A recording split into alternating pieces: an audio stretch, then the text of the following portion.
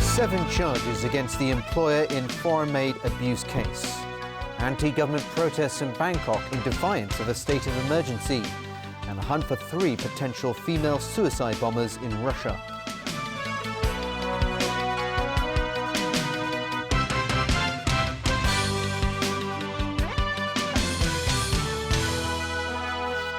Good evening. The police have charged the woman suspected to have abused her domestic helpers with 7 counts of assault, wounding and intimidation. A magistrate has adjourned the case until March. The defendant has been released on $500,000 bail and a surety of the same amount.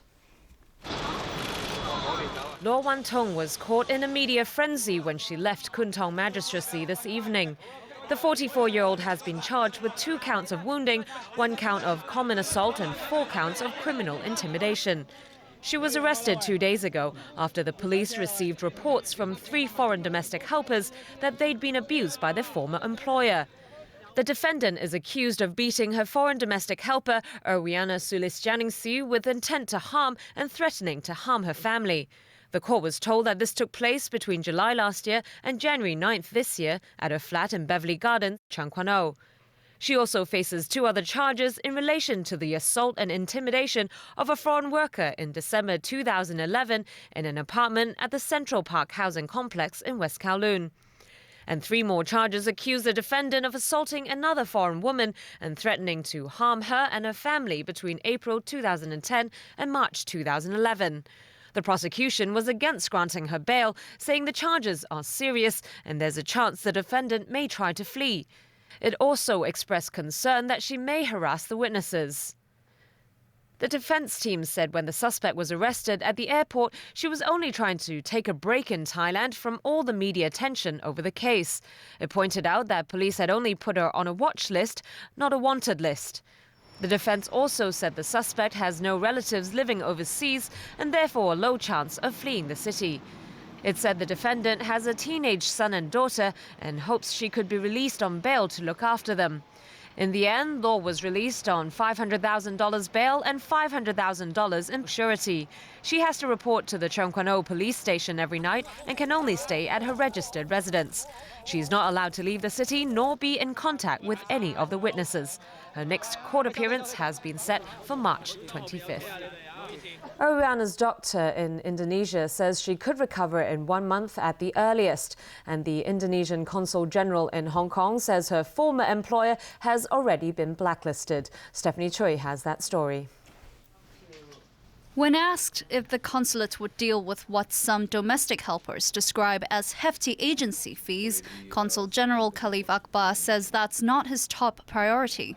The main concern for us here is on how to protect them. Last year, the consulate received more than 300 complaints from Indonesian helpers relating to, for example, the use of violence and employment disputes. Akbar adds the consulate will review its list of 237 registered employment agencies and blacklist those that do not meet regulations. The Consul General also expressed confidence in local government policies in protecting foreign domestic workers in the wake of Erwiana's case. We also believe that the government, the system here, will punish for those who are responsible for this event. The Indonesian Consul General adds the consulate has already blacklisted Erwiana's former employer and might suspend or blacklist her employment agency depending on the results of the ongoing investigation. But the agency in question refused to respond when we approached them today. Meanwhile, in Indonesia, Erwiana's lawyer said they plan to sue her former employer and the agency. They'll discuss with lawyers in Hong Kong on the way forward. Erwiana went for a brain scan this morning, which revealed swelling in her brain. Her doctor says she'll recover in 1 month at the earliest, after which she could be able to come to Hong Kong to help with a police investigation. Hong Kong police and Labour Department officers visited Erwiana in hospital today, where the police photographed her injuries. Indonesian authorities are also helping Hong Kong police officers to set up interviews with local witnesses, including Erwiana's doctors and friends. Stephanie Choi, TVB News. To Thailand now, where anti-government demonstrators continue their protests today in defiance of a state of emergency in Bangkok and surrounding provinces. With no end in sight to the political crisis, all eyes are now on elections scheduled for next month, as well as the role of the military. The Hong Kong government raised the travel alert for Bangkok to black last night. Protesters who are against caretaker Prime Minister Yingluck Shinawatra made their presence felt in Bangkok today, despite the start of a 60-day state of emergency imposed by the government. They damaged the sign of the police headquarters. The decree announced last night applies to the Thai capital and surrounding provinces. It allows authorities to ban public gatherings, impose curfews and censor local news reports. So now they're very desperate. So I think the declaration of the state of emergency show that they will resort to the use of force. I think that if the government choose to use violence, to use force against the people, on the other hand, more people will come out to support this movement. But officials stress they would not use the decree to crack down on demonstrators who also descended on a government office at a backup location where Yingluck had arrived for meetings earlier. Despite the opposition campaign to shut down Bangkok and the declaration of a state of emergency, some tourists are taking things in their stride. Well, we were a bit worried at first, but then I guess we thought that we'd come and take a look and then try and go shopping and not be as bothered by it, just continue our holiday. Adding to the confusion, what will happen to elections set for February 2nd? The Election Commission has asked the country's constitutional court to issue a ruling on how and whether the ballot can be delayed.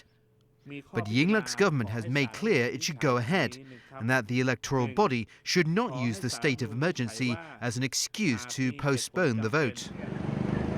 Another question: will the military intervene? A top army commander said they will have to see if the state of emergency will help ease the violence that has rocked Bangkok.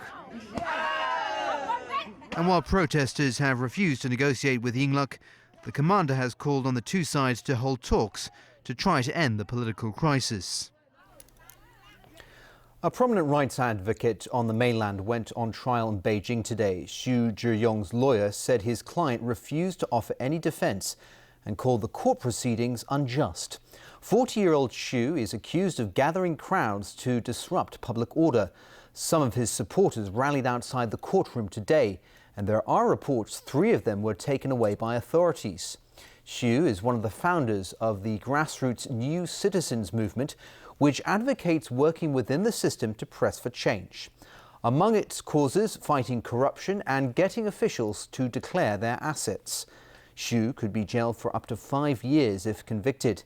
There's no word yet on when a verdict would be handed down. Well, a US-based investigative journalism group has issued a report linking relatives of President Xi Jinping and other mainland leaders to offshore tax havens. The International Consortium of Investigative Journalists, or ICIJ, said it had obtained documents showing the identities of more than 21,000 owners of companies and trusts in the British Virgin Islands, Samoa and other locations. Among the names included President Xi Jinping's brother-in-law, also on the list, former Premier Wen Jiabao's son and son-in-law. The ICIJ said the offshore tax havens helped shroud the communist elite's wealth. But the group stressed it was not suggesting anyone had broken the law or acted improperly. Russian security officials are hunting down 3 potential female suicide bombers. As Alan Bugnia reports, one of them is believed to be in Sochi, where the Winter Olympics will begin next month. The woman police think is in Sochi is identified as 22-year-old Ruzana Ibragimova, the widow of an Islamic militant. Police also released the pictures of 2 other women they say have been trained to perpetuate acts of terrorism.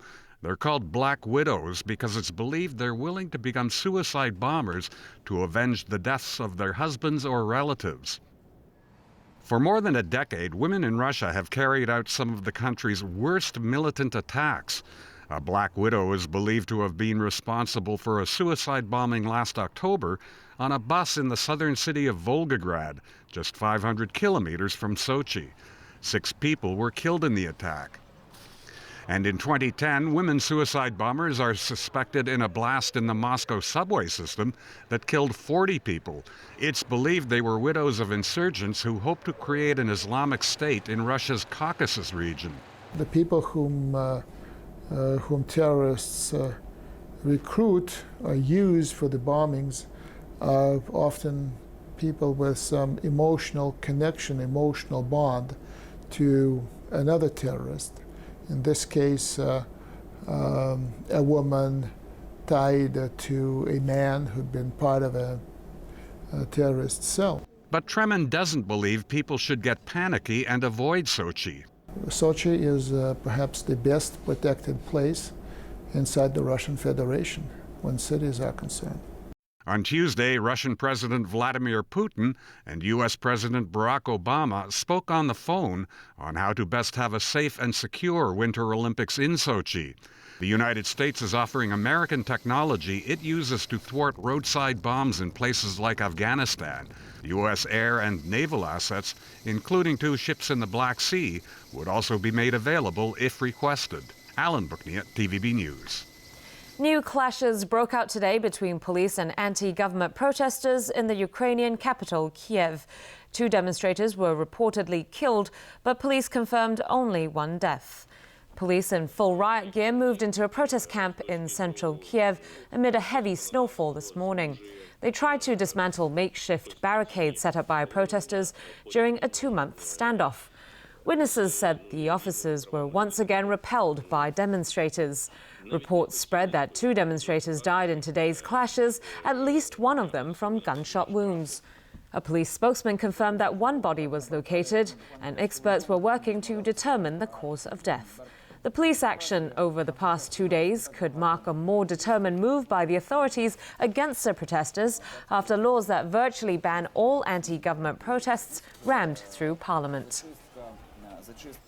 Well, there are more weather woes in the northeast United States and Canada as another major winter storm has created more havoc.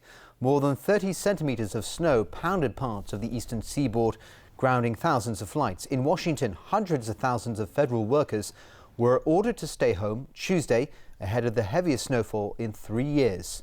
The polar front is also driving temperatures down to as much as 17 degrees Celsius below normal. The weather is something of a repeat of the cold snap that gripped much of the region earlier this year. And still ahead in our news tonight. CE says no timetable for Article 23 legislation. Police smash a triad gang in West Kowloon. And Rio de Janeiro's famed statue under repair.